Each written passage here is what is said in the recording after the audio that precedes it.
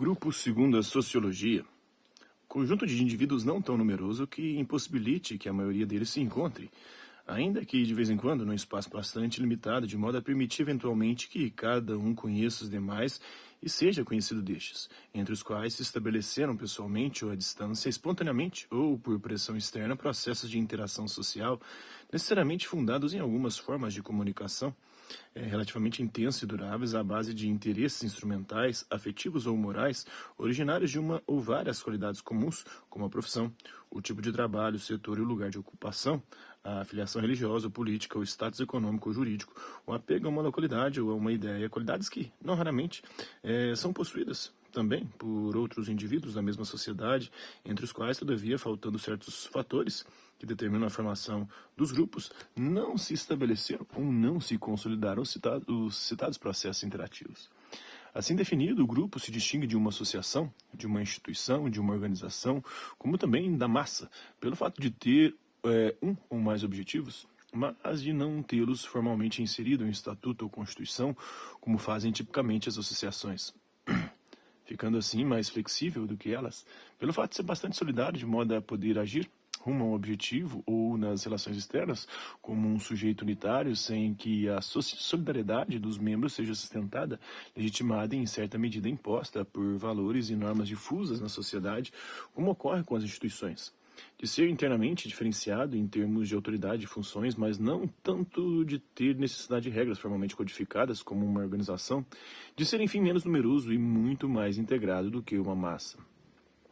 O grupo poderia, pois, ser considerado um estágio associativo mais avançado do que a massa, a multidão, o povo, mas anterior aos estágios da associação, da organização e da instituição. É óbvio que muitos grupos não se desenvolvem deixando, pois, de alcançar esses outros estágios. Desde o início do século XX, sociólogos, antropólogos e psicólogos sociais têm usado o termo grupo com essa amplitude de significados, tirando dele praticamente qualquer função conotativa, a não ser que fique evidente pelo conceito, é quase impossível saber, ao encontrarmos o termo grupo nos escritos de alguns cientistas sociais, a qual tipo de coletividade se referem, qual é o seu tamanho, em quais vínculos de solidariedade se baseia, de que modo e com quais objetivos age, como se distinguem os membros dos não-membros, sem dizer que o nome grupo já foi aplicado a todo tipo imaginável de coletividade de duas pessoas que se encontram casualmente até uma sociedade,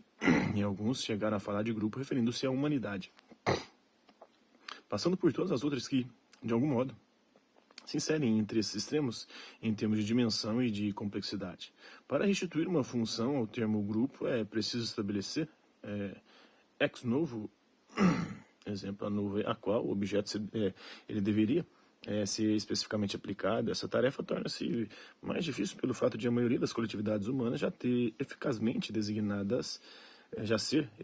designadas e descrita com outros termos, como supracitados massa, associação, classe, extrato, sistema social, comunidade local e afins.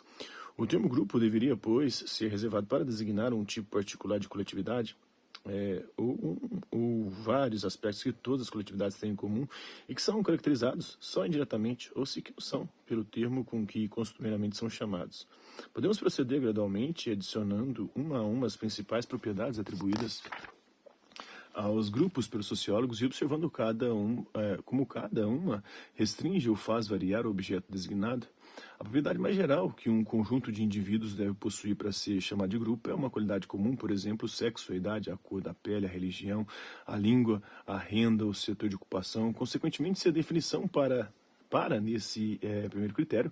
formam um grupo, entre tantos, as mulheres, os jovens de 20 anos, os brancos, os negros, os católicos, os muçulmanos, os anglófonos, os sem-teto, os milionários, os agricultores. Esses grupos são, às vezes, chamados de grupos não organizados, ou quase grupos, porque seu grau de integração é particularmente baixo. Nem poderia ser diferente, tratando-se, em muitos casos, de milhões de indivíduos. Obviamente, o objeto designado se restringirá se somarmos as qualidades a serem compreendidas pela definição. São poucos, por exemplo, na Itália, os indivíduos que reúnem as seguintes qualificações: mulher, com 20 anos de idade, protestante dedicada à pesca. O termo grupo, assim aplicado, não diz, porém, nada de mais ou de diferente em relação a termos como categoria, extrato ou classe. Se, porém, se acrescenta a anterior à propriedade de interação regular entre os membros, a função conotativa do termo cresce imediatamente. São designados não mais as mulheres ou jovens de 20 anos em geral, mas um determinado subconjunto de mulheres e jovens, ou mulheres de 20 anos, que se encontram, se comunicam, discutem, brigam, interagem.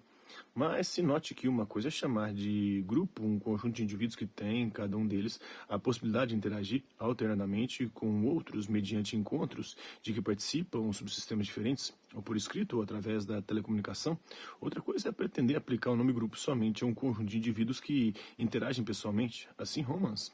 em 1950. No primeiro caso, o grupo chegará talvez a contar com milhares de membros. No segundo, não terá mais do que 40 ou 50 membros.